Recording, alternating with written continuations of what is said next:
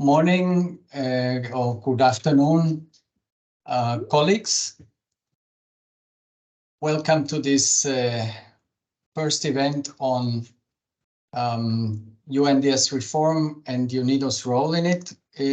Thanks for making time to be with us today. I'm Johannes Dobinger and I'm here with the FLS team. Ria, Vin and Agnes, thanks very much for preparing this to the team and for arranging for it. And thanks to also our speakers who have made themselves available for today. First and foremost, our colleague from UNDCO, meaning the resident coordinator for Madagascar, who is our external speaker, Mr. Issa Sanogo. Thanks for joining us. And our internal speakers, Natasha Weisert, who is on leave and still made herself available. So thank you very much. And then most importantly, our colleagues from the field, Bola and Shami, thank you very much for being with us today. I hope I did not forget anybody. Does not look like. So very briefly, I'm going to be moderator for the event. We have 1 hour. We will try to stick to the time so everybody can go to lunch, at least here in Vienna, immediately afterwards. And let me briefly tell you what the plan is for this 1 hour. We will start with a welcome message from Fatou Haidara, our managing director of GLOW, the division of UNIDO that is responsible for global outreach. And then we will follow with a brief corporate presentation of the corporate view of UNDS reform from a UNIDO point of view by Natasha, followed by an intervention by Issa Sanogo about the RC perspective and UNDCO perspective. And then we will move to a panel session with Vola and Jamie to tell us about the experience and the aspects that are important from the point of view from the field. And that will then lead to a question and answer session and a wrap up. So without further ado, I would like to start with the welcome message from Fatou. Agnes, if you could be so kind and start it.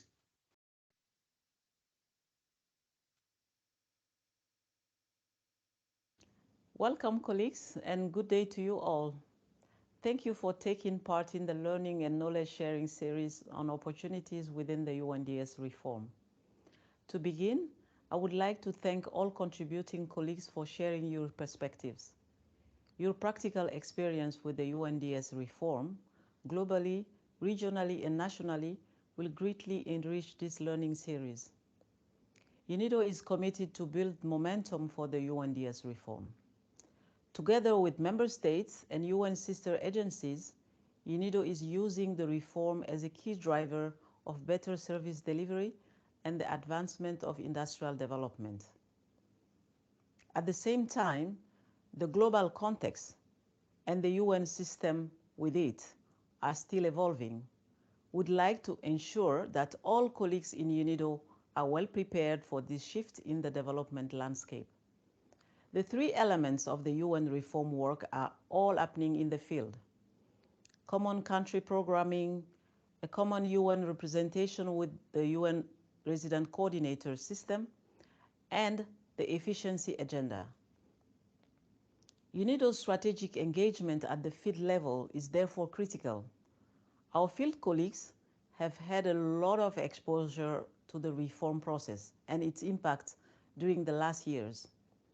While at the field level, the UNDS reform is already a daily reality, more work must be done to fully mainstream the UNDS reform at headquarters.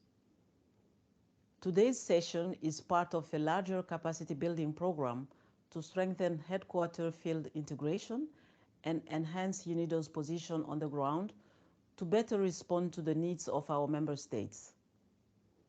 This capacity building series will overall serve as avenue to learn about the current developments, opportunities, as well as challenges in the context of the UN reform. At the end of this series, our staff in the field will have contributed to further sensitizing colleagues at headquarters about the importance and opportunities of the UN reform. Dear colleagues, the importance of field headquarter integration cannot be overstated. Let us work closer together to help member states meet the challenges on the ground. Let us ensure a continued presence and visibility around the world, where UNIDO's voice, priorities, and insights will help drive inclusive and sustainable industrial development. I encourage you to take advantage of this learning moment. I thank you all for your presence and for your contributions in today's learning and knowledge sharing session. Thank you, Agnes, and thank you, Fatou, who is currently on mission, and this is why she was not speaking live to you. So let us move directly to the next item on the agenda, and that would be Natasha to give us a corporate perspective of UN reform and UNIDO's involvement in it. Please, Natasha. Okay, sure. Thank you, Johannes. Let me share my presentation.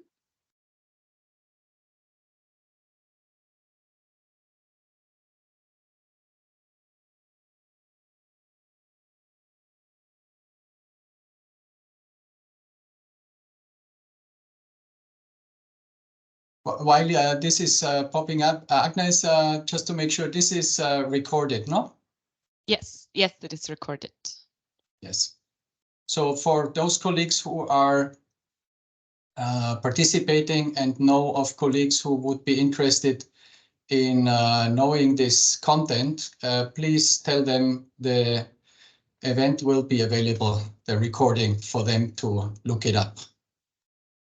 Okay. So I can't seem to see whether, can you already see the presentation? Yes, Yes. yeah, Okay. we see. Perfect. Thank you. Okay.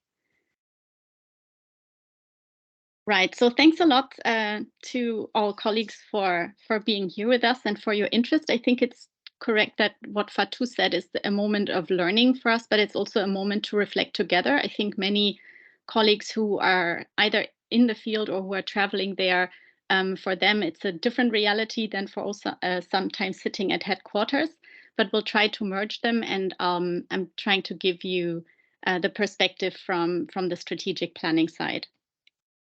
So, of course, the reform of the UN development system, this is not something that has only been happening over the past couple of years. The resident coordinate system was actually already established in 1977, and then Kofi Annan made a big effort in the 90s, which laid the foundations for many of the reforms that are currently being implemented. And the quadrennial comprehensive policy review resolution in late 2016 basically sealed the deal for the reform. In 2019, the reinvigorated resident coordinator system came into force. And I think we also have to keep in mind that this was sort of on the verge of the acceleration or implementation of the 2030 agenda. And of course, under the leadership of Antonio Guterres, this received a major push forward. So I just wanted to give that as a sort of background. Of course, in terms of objective, the General Assembly had made it very clear that the objective was to achieve a more coherent, effective, and efficient UN development system. From my perspective, I think the key figures or coordinators at the global level are, of course, the UN Sustainable Development Group led by Amina Mohamed and with Achim Steiner as the vice chair. And we have, of course, the Development Coordination Office under ASG Oscar Fernandez Taranco. And then some of the key elements are, of course, the resident coordinators, which are really a key element here, which were meant to embody a sort of newly empowered lead figure in bringing all the UN agencies together as part of the development cooperation activities. I think I only glanced over that on the first page, but of course, in the beginning, UNDP was very much the lead of the resident coordinator system, and a large share of the resident coordinators actually came from UNDP, but this share has gradually been reduced also to make sure that the UN system as a whole is well represented.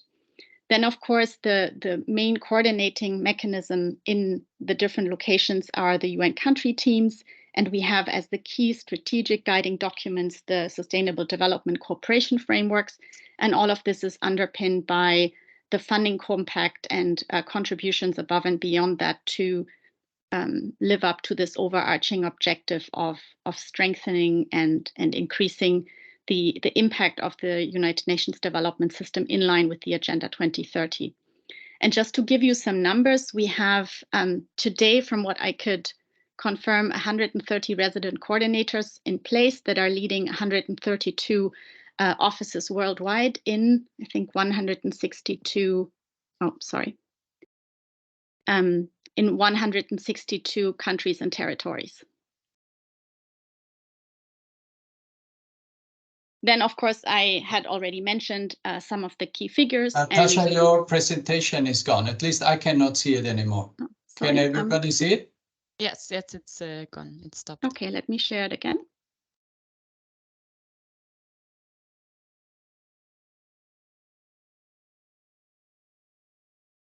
Unfortunately, it always takes a while until this pops up, but I think you can continue though. It will show in a minute. It's gone again. Gone again.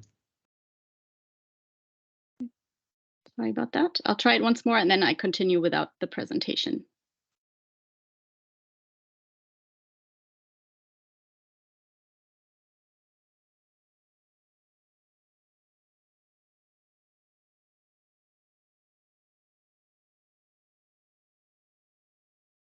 Yes, Can you see it? Here it is. Oh, okay, perfect. Then I will not modify anything more.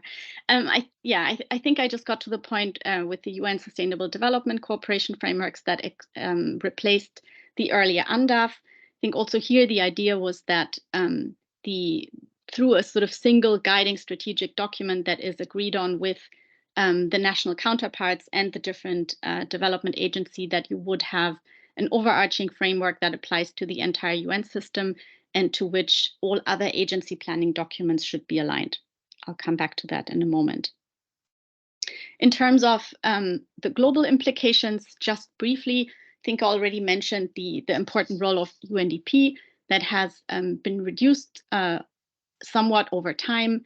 Again, from looking at it from a more sort of newly empowered, system-wide, SDG-oriented coordination point of view that really brings the entire UN development system together. This was certainly the right direction to go, even though, of course, I think the experience of many resident coordinators comes from the UN system, but from a large range of organizations. I think a key point in time for the reform and for the UN development system as a whole was really the key pandemic time, where I think it was shown that the UN can actually work flexibly and rapidly together. We have seen increased systemic coordination through that. I think there are now weekly calls organized by DCO. I think the UN SDG has really moved into has become an even more dynamic group with a core group advancing key political elements. And there have even been successes in joint fundraising, for instance, through the COVID Response and Recovery Fund. I think Fatou also briefly touched on the efficiency agenda, on business innovation. There is a continued drive for shared services, common representations, and even common back offices, which I think UNIDO is observing. This has, of course, implications for how we work, how all the agencies work together, how they procure, how they are represented locally, and so on. But this is an ongoing effort, and we are assessing this as we go along. I think what is an important point also is that, in particular from the point of view of the UN Sustainable Development Group, and Mrs. Mohamed, they see SDG progress as being closely linked to progress of the reform of the UN development system. So while on the one hand, that has implications for the importance of results monitoring and coordination, I think we also, it does increase the pressure somewhat. I think we all know that we are in times where accelerated progress is necessary, and the UN development system has to play an important part in achieving that kind of progress. During the 2023 high-level political forum, it was confirmed that a very high share of the SDGs are off track, which again, it increases the pressure on the UN development system to work together and to show results quite rapidly in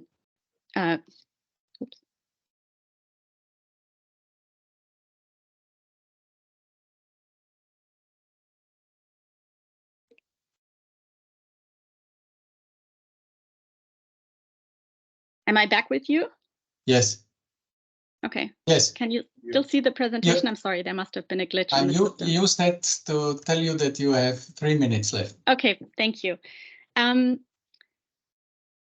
Yes, I was just talking about the how progress or reform of the UN development system is actually perceived to be closely linked to SDG progress. So I think much of the reform hinges, or much of the progress on the SDGs hinges on the reform also taking shape. At least this is how we are perceiving the message from New York.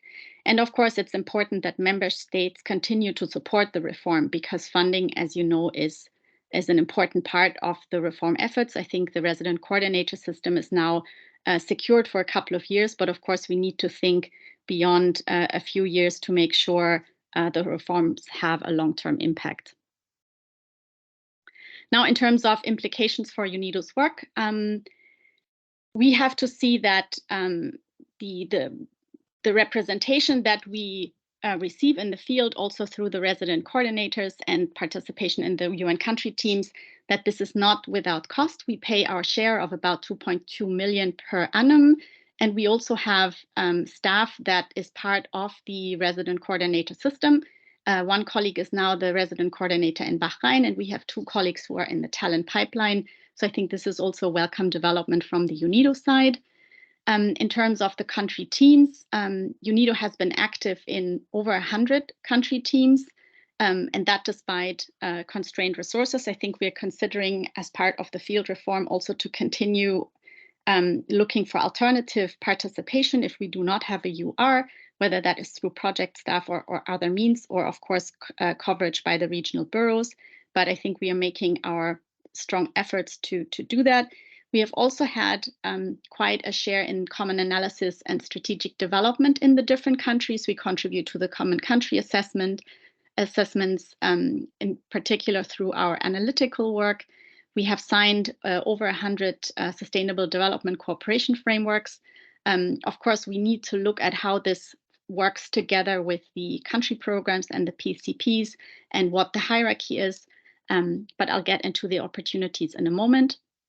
In terms of common premises, this is something that we have pursued where possible. I think over 50% of UNIDO field offices are in common premises, but we need to look into a cost-benefit analysis. And I think DG Müller has been quite adamant that he would like to see more joint offices with other agencies such as FAO.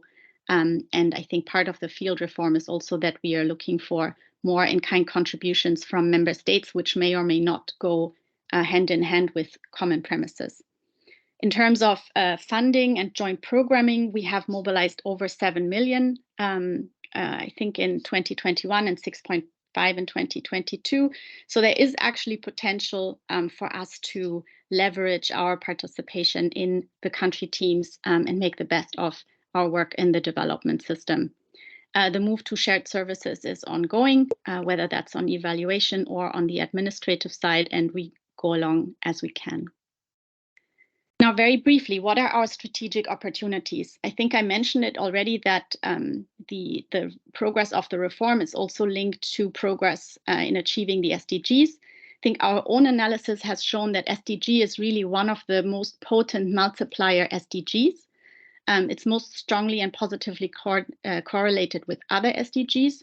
So I think we should be in the field, we should be quite confident that the work we do has a strong impact on the broader achievement of the 2030 agenda, and that our interventions are likely to have this multiplier impact. So it's an opportunity for us to show how UNIDO's work strengthens the economic dimension more generally. You have heard about the priorities of DG Müller. We have good opportunities to leverage the green and digital transitions, in particular for accelerated sustainable development, including through joint programming. And this is just an encouragement for you to also use those kind of transitions or transformative opportunities to engage with other agencies. There is a resurgence of industrial policies with a mission, not just for specific competitiveness goals, but they're increasingly being deployed to achieve green objectives with a wider sustainability orientation. So that is also an opportunity for UNIDO to to include its mandate in wider sustainability strategies in the countries themselves. I briefly touched on country programs and the PCPs, as well as our new regional strategies. We have to demonstrate that they are in line with the Sustainable Development Cooperation frameworks, but it's also an opportunity for us to show how our intervention logic and potential impact on sustainable economic and industrial development contribute to the wider development objectives in the respective countries. And two final words in terms of cooperation. I think the part of the reform of the UN development system is that the agencies need to work more closely together. We also want to leverage our proximity to the private sector to bring those actors in. I think many other agencies do that as well, but we have a special connection to particular sectors, to particular topics that we can pursue more actively in that context. And we can also leverage the interagency partnerships and the cooperation with multilateral development banks that we already have and put them to a good use in that more systemic context. And my last slide is just a couple of overarching messages overall. So I think from the UNIDO point of view and from the strategic planning point of view, the reform is something that we accompany very proactively and positively. We feel that it's an opportunity for UNIDO to clarify its unique value added and make a sort of contribution through a multiplier effect. There are many opportunities, especially now when we look at the green transition, decarbonization, industrial policy, working with the private sector, leveraging the digital transition. So I think this is really something where the narrative ties well together with the overall reform efforts. What you may know is that our own member states continue to ask for clarity on the cost versus benefits. So while we do pay an annual share, we also we have tapped a lot of funding opportunities in return, but keep that in mind for for your efforts as well. It's not without cost, but we are really trying to make the best of it and use the opportunities we have. From the DG side, he strongly supports more interagency partnerships, also closer collaboration in the different locations, ideally in the areas of priority. I think I mentioned FAO before, but he's also looking particularly into the multilateral development banks. I think there are also more opportunities through the I think this is led by UNDP, the integrated national financing frameworks, where I think these private, public, and financial actors, sector actors can come together. And from my point of view, I think what will be important, and this is also partially driven by New York, but we will have new opportunities through our revised results framework and the MTPF that we will start working on next year, to improve our own monitoring and management of results and impact. We need to look closely at our indicators. We need to align them. And I think this is already happening on the ground when aligning the CPs and PCPs with the UN Sustainable Development Cooperation frameworks. So that's it from my side for now. Thanks for your patience, and look forward to the discussion later on. Thank you very much, Natasha. I think this was a good overview of what UNIDO's role and expectations and challenges are in the UNDS reform. There is cost, there is expectations, there is opportunities to work together with other agencies. And let's move now to the perspective from the field and from the perspective from a person who must know a lot about what the UNDS reform means in a country, at the country level. Mr. Issa Sanogo, thanks again for joining us today. And without further ado, I give the floor to you. Please. Thanks a lot, Johannes. I think Natasha has made my work easier, but let me thank you for inviting me in this internal webinar. I wanted to start by a few broad remarks on the reform itself. And I think Natasha mentioned it already. The UN Development System reform was set in motion in response to the 2030 agenda. And the aim is to reinvigorate the RC system and to lift the ambition and scale of UN's impact. What Natasha presented, I'm not going to come into those details, but let me say that the reform introduced a number of tools and approaches, such as the mutual accountability framework, the common country analysis, the business operation strategy, and also the Sustainable Development Cooperation Framework. To that, some reporting tools were also introduced, which are all the different tools and approaches that are sort of helping us to demonstrate our collective efforts on the ground. All of this is done so that we can better align our UNCT's support to the country needs and priorities, and also maximize our contribution to the acceleration of progress toward the SDGs. Now, we are 4 years into the reform. I think it is very clear through the different reports that are being released by UNDESA that the reform is producing results. And it is, however, important to note that, let me take a paraphrase here, that the reform is equivalent to changing the course of a tanker.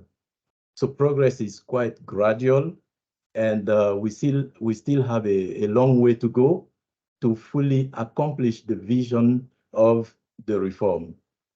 Now, as far as Madagascar is concerned, I think a number of opportunities were mentioned by Natasha.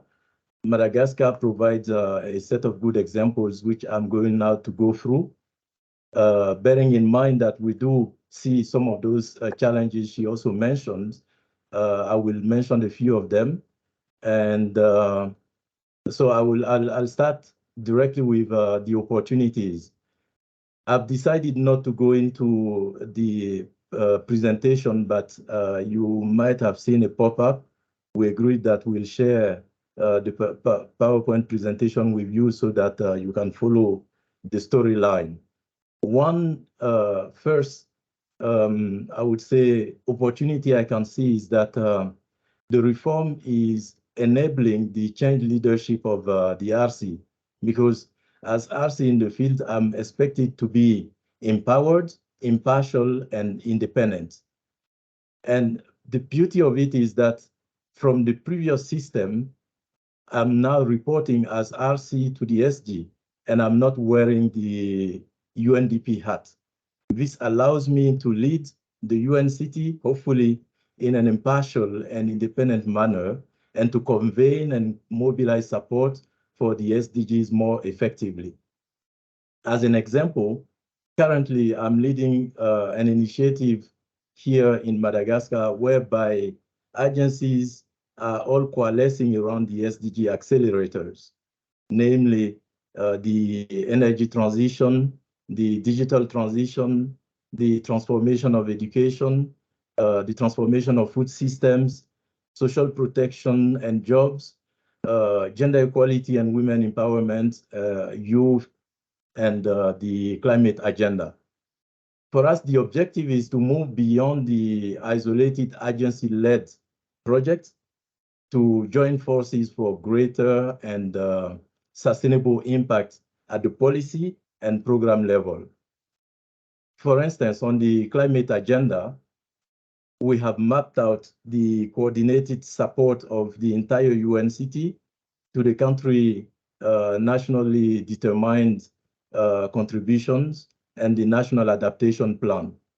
And our collective effort is summarized in a way that we propose an integrated programming package where agencies take different roles into implementing it. And UNIDO's support is sort of highlighted in it in terms of climate action for structures, infrastructure, and also the industrial sector.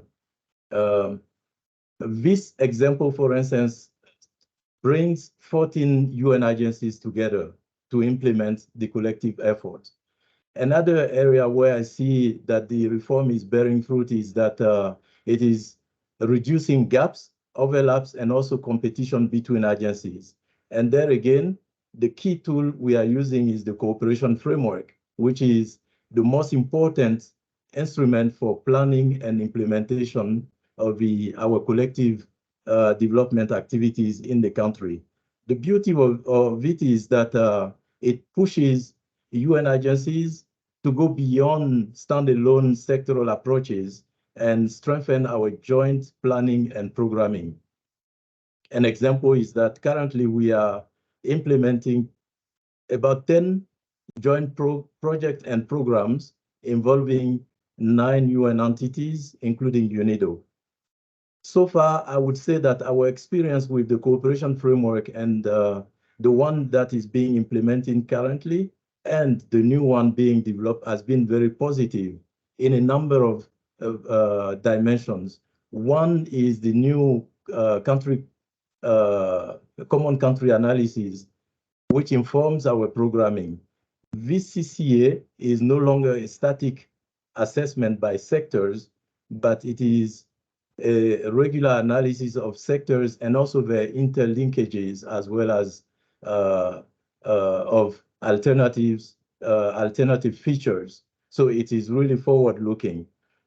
The second beauty of the current work is that the cooperation framework itself, based on the common country analysis, it is providing a better targeted response to the evolving needs and priorities of the country with a sharper focus on acceleration. And beside those tools, the documents themselves, we've gone into a UNCT configuration that allows the UNCT to sort of define the way it addresses the priorities so that we remain fit for purpose. And this has allows us to bring in new agencies that do play a very relevant role in the context of Madagascar, such as UNDRA, UNODC, and UNOPS. The fact that the entity country programs should be derived from the cooperation framework, and the fact that the UN entities are accountable for their contribution to the agreed result framework helps increase our alignment with joint priorities, coherence, and impact. Now, a third aspect of the reform is that it is also enhancing accountability and transparency for system-wide results.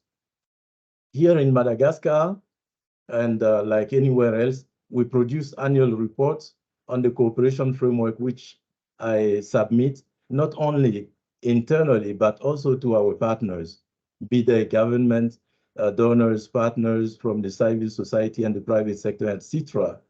We take advantage of this not only to showcase our collective results, but to also advocate for issues that are priority to us, such as the engagement with youth, gender equality and women empowerment, for instance, or even the inclusion of persons with disabilities. And since 2023, this report was produced based on the information and the funding shared by agencies themselves through the UN Info, which is the reporting platform. One other area I wanted to touch upon as an opportunity is that the reform is also enhancing cross-pillar collaboration. And I think Madagascar is a perfect example in that we have a development deficit, let's put it that way, which sort of give rise sometimes to social tension and also humanitarian needs. And also where potential conflict and humanitarian crises in turn might distract us from development efforts. In such a context where we find ourselves in sort of a underdevelopment track, we are now making an effort to create the link between the three elements I just mentioned: humanitarian, development, and also peace building effort through a nexus approach, which is now being integrated in our programming effort. This is helping us to shift from the standalone humanitarian versus development to create synergies across the board with our intervention. It also sort of give a room for the agencies that are mainly focused on development to sort of address also the root causes that bring the humanitarian aspect at the forefront. The reform is also yielding efficiency gains, and I think Natasha mentioned it. Through the business operation strategy, the joint premises, especially in the field, have enabled us to save something like $3.2 million in 2021 and 2022 alone. And I think it's an effort worth mentioning due to the reform that is in place. There is another aspect that Natasha mentioned, the strategic partnership. And there again, the partnership with the broader partners such as the private sector is another aspect that we are working on to make sure that we broaden our partnership beyond the classic partners and embrace the civil society and the private sector. In that case, last year, for instance, we signed a letter of intent with the representatives of employers and also the Workers' Association to commit all of us to collaborate for SDGs. And this effort is now leading us to the creation of a platform with the private sector where we will be identifying concrete areas of collaboration. We are doing the same thing with the civil society, where we are revamping a platform where we can exchange and work on joint development priorities. The last opportunity I wanted to mention is that the reform is also enabling the establishment of new funding streams. But I have to say that it's also a challenge. As you know, mobilizing funding for development is becoming more and more challenging, even more so in countries like Madagascar, where the donor base is quite limited. So since last year, I have been advocating for the establishment of a country-based pool fund to provide catalytic funding for entities to implement the priorities of our cooperation framework. So far, we have Norway that has committed to provide money, funding for it, and our effort is continuing to sort of attract other donors. You also know that at the global level, we have other funding streams such as the Joint SDG Fund. Unfortunately, the Joint SDG Fund is currently terribly underfunded, but they remain a key instrument to promote innovation in key areas. We are expecting that the joint SDG funds will soon have more windows for most SDG accelerators that I mentioned earlier before. And in the case of Madagascar, we are currently, for instance, implementing a joint program on financing for clean energy, which UNIDO is one of the three participating entities. We do face a couple of other challenges, and I want to end with that. I find them as systemic challenges. For example, when you have the proliferation of coordination fora, that renders the participation of agencies difficult because they are scattered in too many initiatives. So it pays somehow to be a bit strategic on what agencies can take. A good example, for instance, is UNIDO's presidency of one of our result group in our cooperation framework, which allows UNIDO to have a good overview and influence our direction in terms of economic development. Similarly, I think it goes without saying that when agencies take the lead on and invest in high impact initiatives such as SDG accelerators that are close to their own mandate, it opens the way to influencing the strategic direction in terms of outcome. Another last challenge I want to refer to is that there are many differences in the business models of agencies. The resource mobilization strategies are also quite different. And also the rigidities in donor funding mechanism are also challenges when it comes to delivering as one or committing totally to the guiding principle of the cooperation framework. This is where my office tends to promote joint resource mobilization proposals and also joint programming initiatives. And there is one that we are doing at the field level. We call it Zone de Convergence, to sort of reinforce our synergies, the coherence, and also to optimize the use of the resources we have at hand. So I want to conclude by saying that the development system reform is sort of a work in progress. It is clear that there are benefits and there are opportunities that are evident, but our collective success will depend on our active collaboration so that we can take the agenda forward. So we need that active collaboration of all of us to make it work. I'll stop here and thank you.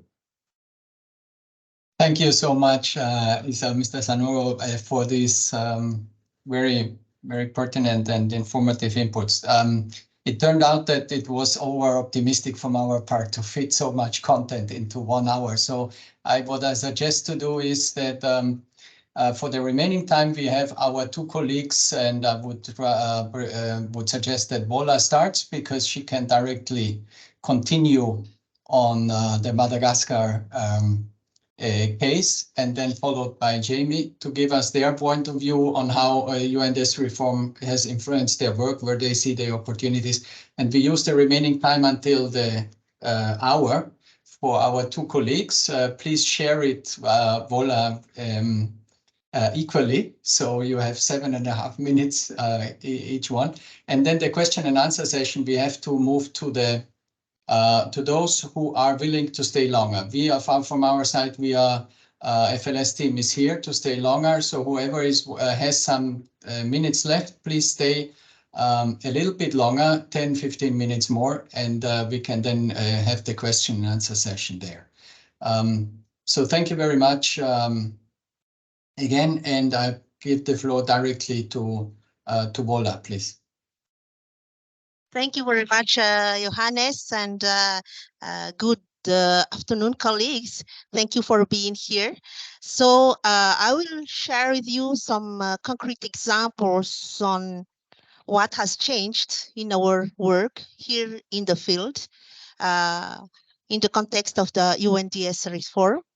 So with it, you have heard from our predecessors, the previous presenters, that the agenda, the 2030 agenda, is at the heart of the UN system's overall intervention, and UNIDO, as a UNCT member, is more and more expected to contribute to the acceleration of SDGs achievement at country level. So here are a few points that I would like to share regarding those changes. So the first one is that, as mentioned earlier, the UN's offer has to be more in line with the country evolving needs and priorities, which means that we have an increased accountability vis-a-vis the host government.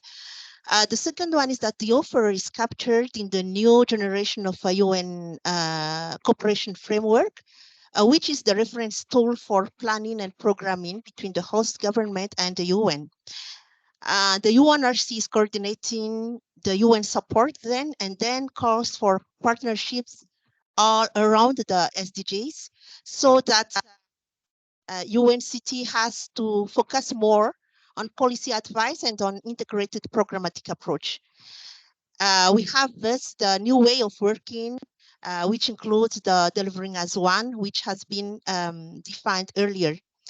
With this, new financing instruments are developed, and this is to catalyze joint actions. The RC mentioned the country-based pool funding, or over mechanisms like the UN SDG funds. The RC office is also convening donors and development partners to jointly deliver around the SDGs in priority areas that have been identified as accelerators for Madagascar. And as a consequence, agencies' individual programming frameworks have to derive from this cooperation framework. And at least for Madagascar, donors are more and more expected to refer to this UN cooperation framework when it comes to the definition of their country strategies or their engagement with the UN system in the country. So there are also the structures which have been set up and which are jointly chaired by the government and the UN system to accompany those change. And our presence in those structures is really key to remain relevant. If I may name few, these are the UNCF Results Group, national platforms on sector, for example, like environment, gender, youth, rural development, etc. We have also the change on the dual reporting line, meaning with the RC and the management at headquarters. But most importantly, we are adopting the UN current programmatic principles, and we are using a unique reporting platform, which is the UN Info. I wish now to talk about the impact of those reforms in the country. UNIDO brings its contribution to the UN cooperation framework through the country program, so that all future projects will be designed taking into account all those changes. So this, thanks to the increasing joint programming fostered by the reform, UNIDO was able to develop and implement projects with other agencies like UNDP, UNCDF. We are also working with ILO, UNFPA, and again UNDP to develop, to promote youth and employment agenda. And the impact is that it increased UNIDO's visibility and impact in the country because all those initiatives are having national scope. There is also one particular example that I wish to share regarding the impact of UNIDO's local action, but at a global level. Natasha mentioned earlier the UN COVID Response and Recovery Fund, and we have benefited from it, and it allows us to really save jobs, at least 1,000 jobs, and also to benefit from many women in the country. We talk about the fund mobilization challenges, which have been discussed earlier. I will not go into details, but for us to remain in the arena and fit for purpose with the constraints in terms of resources, we have to be strategic, as the RC mentioned earlier. So for us to be strategically in position to respond to the demands of the country, we only invest where we can make a difference by harnessing the opportunities offered by the Nexus, for example, and by the joint programming. We remain focused in sectors which are prioritized by the government, and we keep participating in relevant platforms and working groups to influence our actions. And we also identify and establish strategic partnerships and available funding in the areas where we really have proven comparative advantages. And finally, we make use of MOU signed at global level between UNIDO and other partners and bring them concretely to the field. For example, the one that has been signed recently between UNIDO and WFP.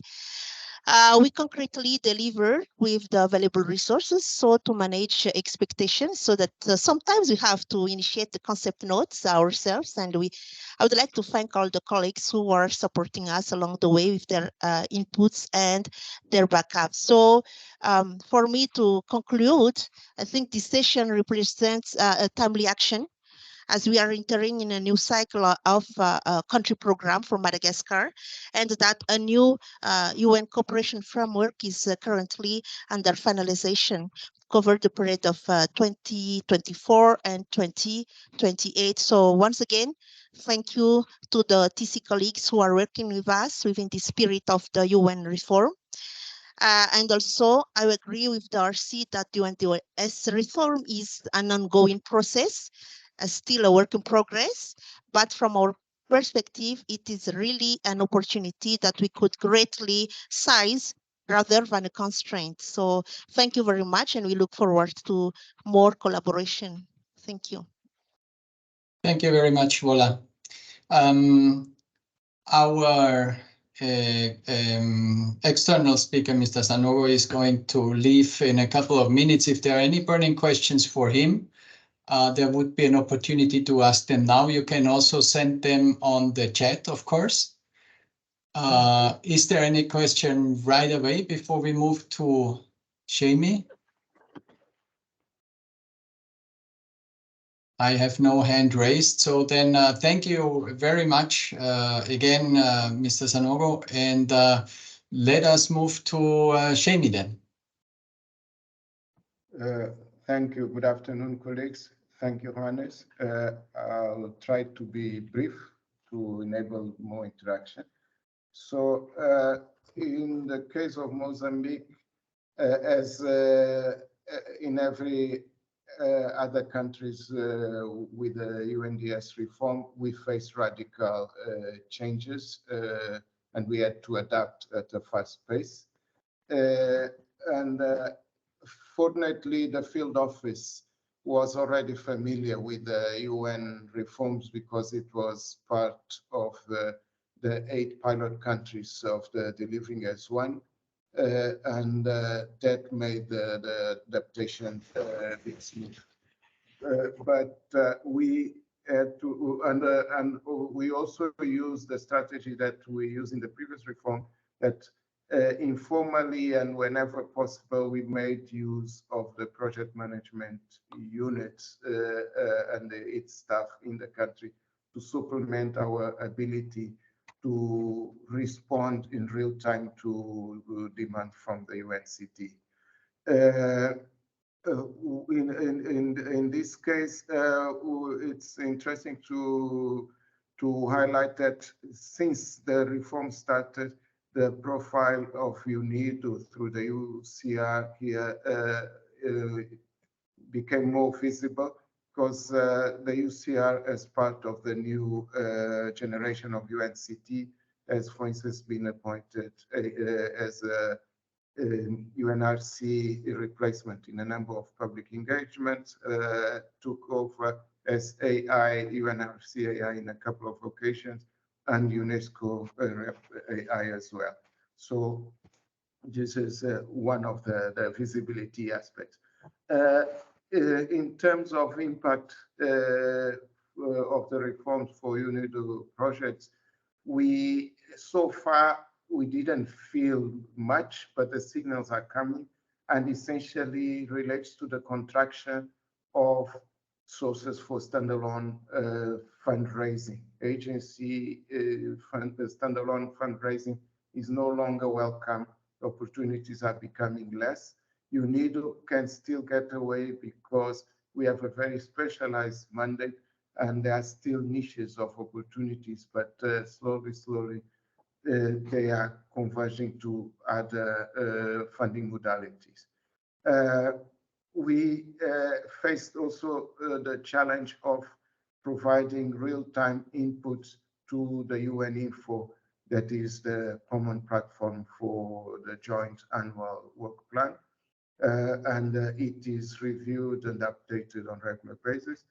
But it gives, again, also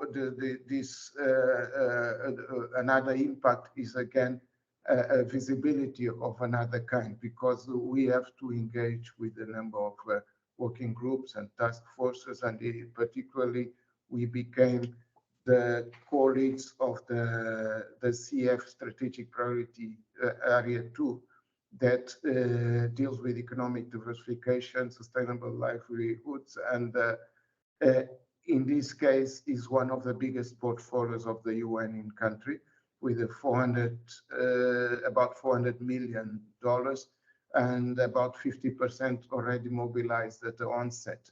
So UNIDO is not regarded as UNIDO, but as the leader of one of the biggest UN portfolios in the country.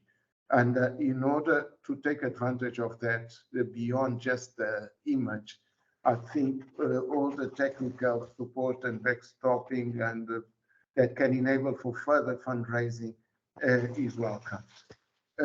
In terms of possible work streams that may become opportunities for UNIDO, I would say that essentially we need to further align with the national priorities, and this has been made easier by the UNSDCF. We don't have to go all the way to the government document, but just study carefully the UNSDCF, that was a joint exercise with the government, and try to derive the opportunities from there.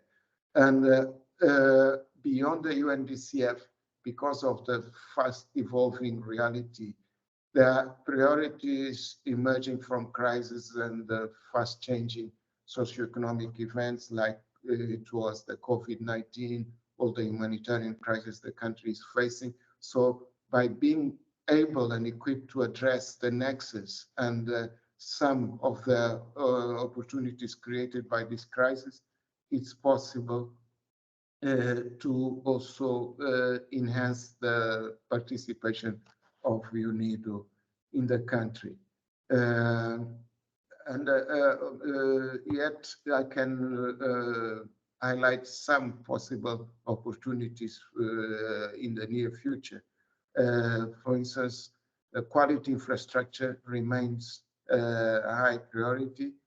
Industrial parks and eco-industrial parks or green industrial parks is becoming very highly demanded, and Mozambique, with the support of UNIDO and without much funding, is testing a new generation of private sector-led and demand-driven industrial parks, and now they want UNIDO to come into those new engagements to provide expertise and technical support. So this is a burning opportunity that is there for us to grab. Industrial statistics remains an issue. There are here and there a number of issues, and the World Bank is showing increased interest to fund industrial statistics and economic statistics. So it's an opportunity. Agro-processing, as one of the most simplified aspects of manufacturing, and also a good job creator is also important. And the energy access for productive uses. I could not emphasize more the importance that energy access is gaining, although it is still very dwarf in our, is very minor in our portfolio, but UNIDO visibility grew a lot in the last couple of years due to a particular energy access initiative that created, was considered the best practice and created good publicity. Circular economy, blue economy, digitalization goes without saying. The CF, the strategic priority number 2, and even within the development partners working groups, this is becoming an emerging topic and more relevant. Going forward and trying to conclude, in the case of Mozambique, the participation to UNSDCF, UNCT, and previously to the UNDAF was already a reality by ways of being a pilot country. And in this case, we just have to highlight the fact that this is a long-standing achievement, and it's a sort of a best practice that is copied by other agencies in Mozambique. The long-standing support of UNIDO senior management to the UCR and to the field office, it's exceptional. I don't know in other UNIDO countries, but in Mozambique it was considered exceptional and gave visibility enough to attract fundraising, etc., etc. So the management here just has to keep it up and keep it, and this is going quite okay. Joint programming, this is our nightmare, joint programming and joint programs, because we don't have real-time coordination capabilities required to this kind of engagements. And this is where we have to make a big reform internally and start operating in an integrated fashion.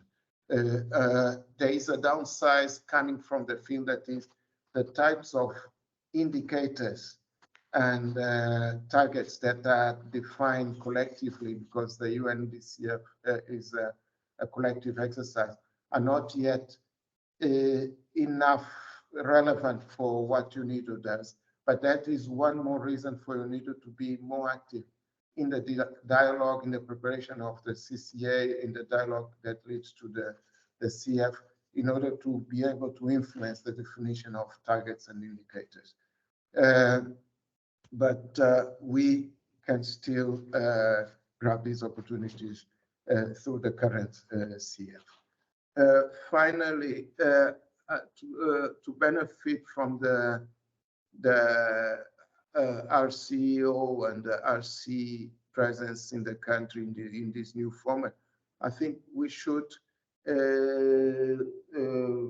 try to establish a dialogue with or help the UNRCO, the UNCT, and the UNRC to do to conduct a dialogue with the private sector. We are regarded as the closest to the private sector in the UN system, and we should take advantage of this because the UNSDCF is regarded as requiring inputs from the private sector, and we could take advantage of this predisposition to be the go-between to that effect. But we need, once more, I would like to emphasize once more that we need to break the silos within our own house and make sure that collaboration between HQ and field offices and across portfolios is fluid. We have opportunities. For instance, WHO came to us asking for collaboration under the Minamata Convention some time ago. We had the IOM and UNHCR asking for support for energy access for resettlement camps. We had the UNDP asking for collaboration and institutional capacity for building business linkages and private sector development initiatives. But because this entails the complexity of collaboration and is so lengthy, particularly when there is no money up front, this becomes always, we shy away from engaging with these agencies, but in the future, that's the way to go. Finally, I'll just conclude saying that citing the UNDS reform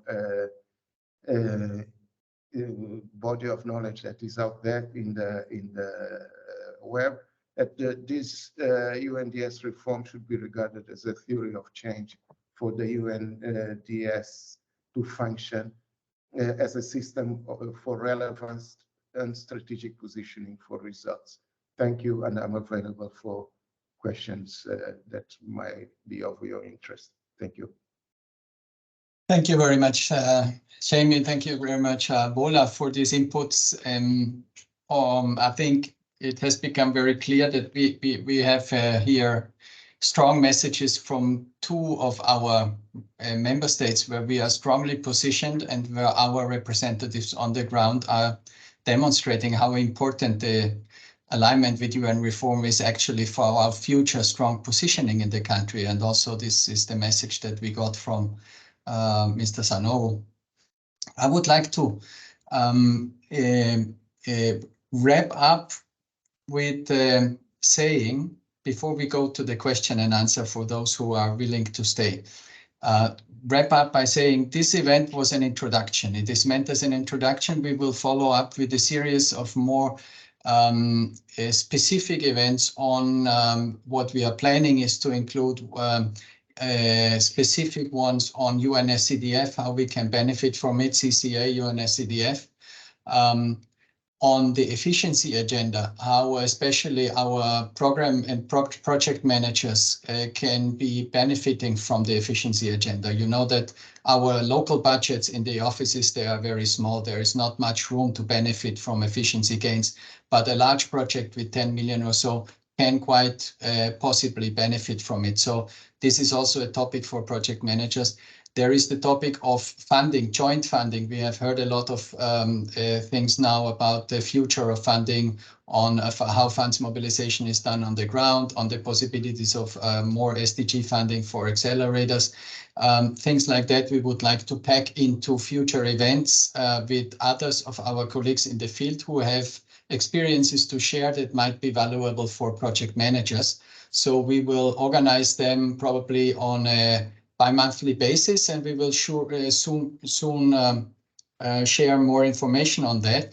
And that's why we also prepared a poll, and Agnes will launch it in a moment, that will ask you for any topics that you would like to see in these future events. So if you have a minute to let us know what you would find important for us to cover in these future events, then please do so. And with that, I open up the floor if there is any questions that the participants would like to ask right now. Then please raise your hand. Have looked at the chat. Okay, there is the poll shaping up. I don't see any hand raised.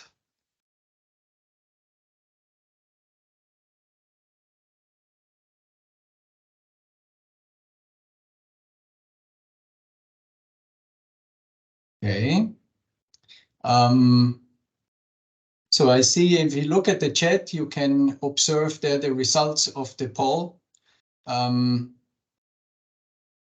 There is joint programming, as was to be expected, in high demand, but also the UNSCDF and Management Accountability Framework. UNINFO, this will be more and more important because it creates work, but it also creates visibility for us. In future, our member states will be able to go into a publicly available platform to see how UNIDO performs in the context of a UNCT in a certain country. And so this visibility will be more and more important for us. And so we need to make sure our data that feeds into UNINFO is of good quality. So I cannot see any hand raised. I take it that there is hungry people out there who want to go for lunch, and there is tired people who have been in an intense event. Thank you very much for participating again, especially for our speakers, Natasha, Vola, Jamie. There is Mr. Sanogo, I think, is already gone. And if I want to remind you again, this event has been recorded. We will share the link soon. And please share the link with colleagues who might be interested. And we will then be back with more information on future events. Thank you so much and have a nice rest of the day. Thank you. Thank you. Bye-bye. Thanks a lot. Bye. Thank you for organizing. Thank Yeah. you. Bye. Bye-bye. Bye-bye. Thank Bye-bye. you, Johannes. Bye-bye.